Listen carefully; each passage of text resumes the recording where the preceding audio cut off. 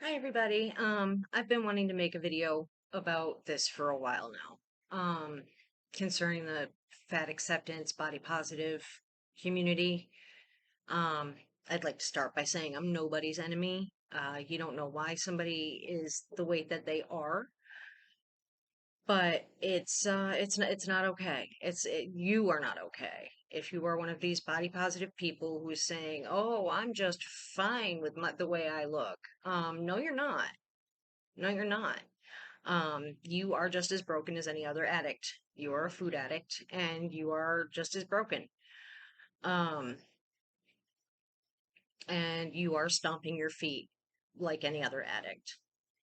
Um, just like the alcoholic wants their beer or the junkie wants their needle, you want your food. So you're not fooling anybody, first of all. Second of all, you're not okay. Because people with an addiction, usually they have a trauma behind why they're using. Um, Now, some people who abuse opiates, obviously they were addicted by their doctor. They had an accident, they couldn't exercise, whatever. Now they're addicted to opiates and they're overweight. I get it. There's people who have other issues. I'm not talking about them. I am talking about people who try to gaslight others so that they can continue with their crappy behavior and not be held accountable. So I'm studying functional diagnostic nutrition. I'm also a medical assistant, and I can tell you that yes, we can monitor your blood work and we can tell certain things about you, but doctors don't do anything until your levels are over what's acceptable. Um, they don't do any comparison to the uh, opposing hormone. And the biggest one is cortisol to DHEA. Now, there's a lot more to it, but cortisol is the stress hormone. DHEA is the counter to that, which is why we measure both and compare them and we find out what your levels are and what the ratio is. Um, but you produce cortisol, stress hormone, when your body is under stress. So if you are massively underweight, if you are overweight, if you have a chronic injury, you're in chronic pain, or you have mental emotional distress, even just stubbing your toe, okay, that's a stressor to your system, but it's not a sustained one. You could have a histamine response. You could be allergic to something you're eating or drinking or something in your environment. And you don't know what that is until you get testing done. And sometimes you don't even know you're having a histamine response. I mean, people get stomach ulcers all the time and don't know they have them until it's too late or almost too late. Okay, so that's how much we don't feel our stress. That's how much we don't really feel the histamine response if it's a mild one, but it's enough to make us produce the cortisol. When you produce cortisol and you continue to uh, make cortisol, okay, it's supposed to fight or flight. Okay, it's supposed to get you going. It's supposed to get you out of danger, and then it's supposed to calm back down. The DHEA is supposed to kick in, and it's supposed to, and your body goes back to normal. That's what a balanced person does.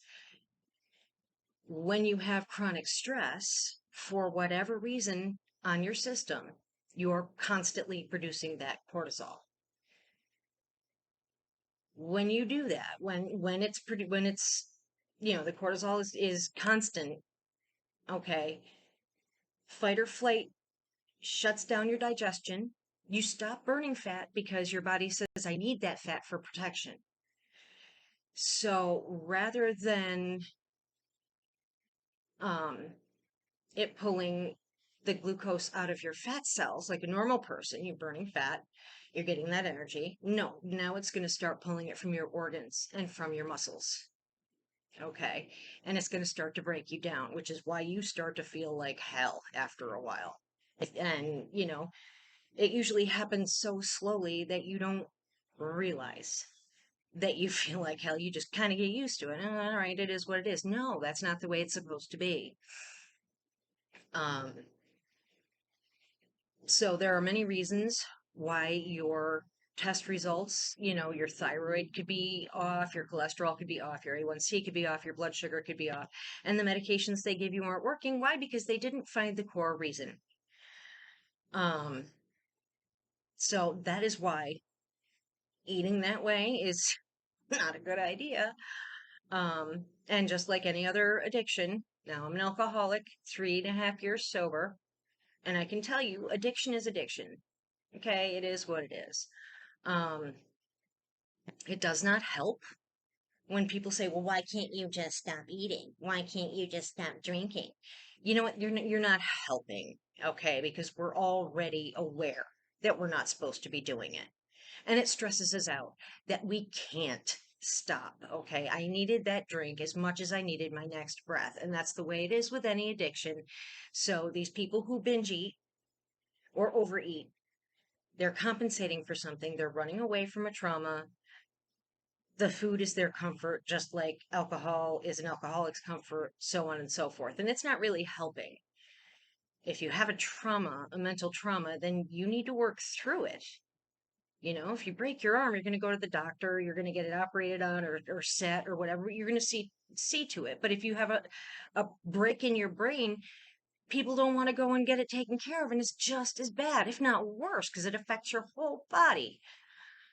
So please go get help. Stop BSing yourself that you're just fine. Because, for those like Tess Holiday, and the other fat acceptance people, you may say your numbers are fine for now, and they are because you're young.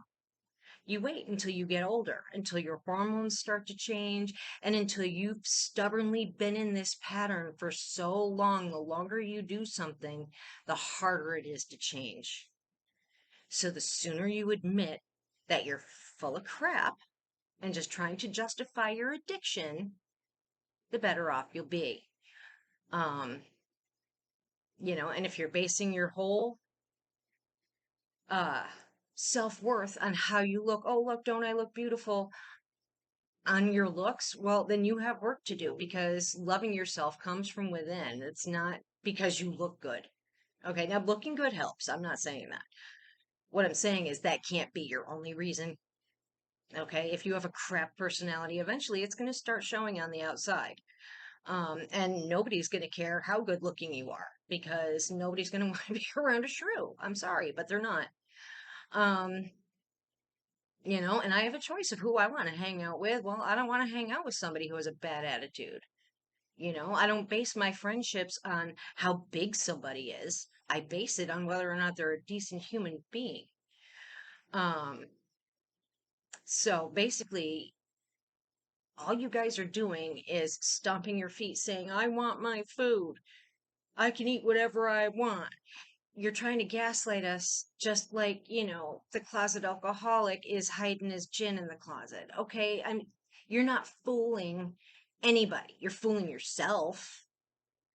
But, if you were so okay with yourself, then why do you shove it down everyone's throat? If you're so okay with yourself being that size, then why would the BMI matter or your weight matter? I don't want to get on the scale. Well, we need to know how much you weigh, because we need to know how much medication you need. We need to know your allergies. We need to know all of this stuff, not only for your health, but for insurance, because they will find any reason they can to not pay a doctor.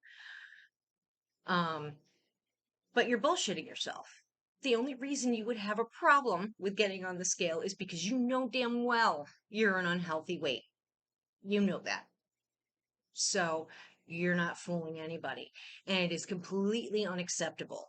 Just as it's unacceptable to tell somebody, tell young children, "Oh yeah, it's okay for you to smoke. Oh yeah, you can drink as much as you want. Oh yeah, doing a little bit of heroin here and there is not going to hurt." You're just as bad. You're just as bad. Okay?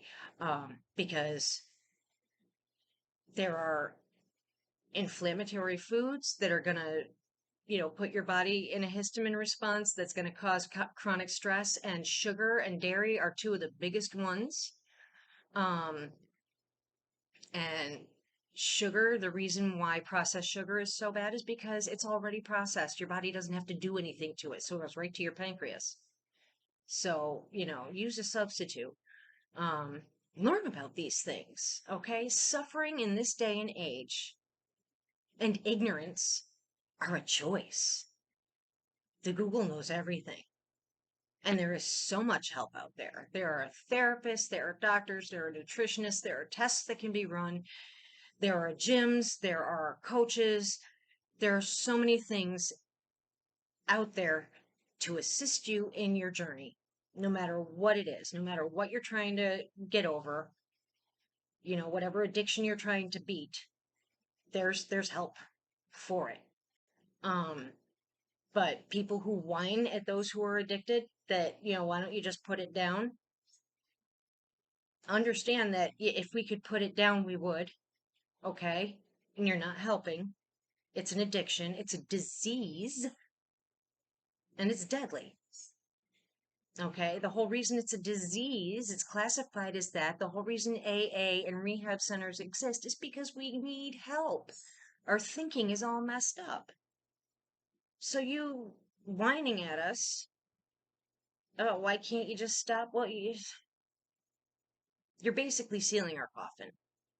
So either shut up or educate yourself. Okay, and that's for all you normies out there who think you can tell people with addictions how to live. You got no clue. Um, and as far as these body positive people, you telling your viewers that it's okay to eat whatever you want to eat. And look at me, I can shove all of this food in my face, all these fast food and fried foods and donuts and cakes and whatever not, and I'm fine. You're fine for now. And you're setting a really bad example. Some people don't know what good nutrition is, therefore they haven't taught their children what good nutrition is, and you are teaching them wrong. You are giving them a wrong example. And as far as I'm concerned, that's as bad as telling them they can smoke. That's as bad as telling them they can drink as much as they want and it's not going to hurt them. That's bullshit. Okay. And you saying you feel okay right now? Well, you know what?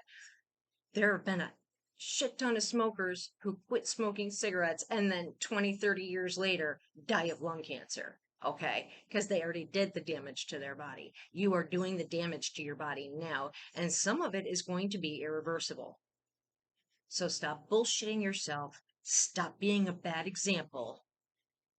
Oh, and the word phobic, learn the English language, please. I am not fat phobic. I am not afraid of fat people, nor am I afraid of becoming fat. Okay? So that's really you projecting your own insecurities onto the rest of us by saying fat phobic. You're fat phobic. You're afraid of being fat. So you're not fooling me and you're not fooling anybody else. Just saying. The only thing you're doing is killing yourself and being a bad influence to those who don't know any better. So please, knock it off.